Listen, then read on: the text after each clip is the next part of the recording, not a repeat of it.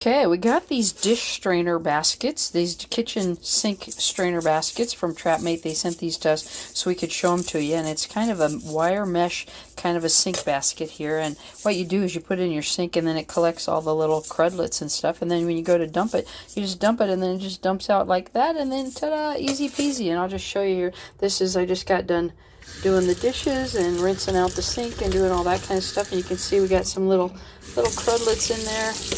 Get them all rinsed down in there, and then we're just going to take it over to the trash and dump all those little crudlets out.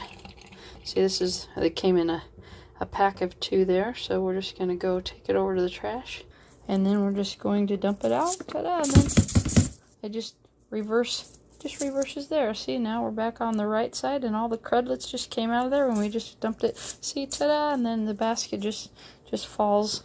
Ta-da, just falls like that, and then all the stuff falls out. Ta-da! How about that? Pretty cool, huh?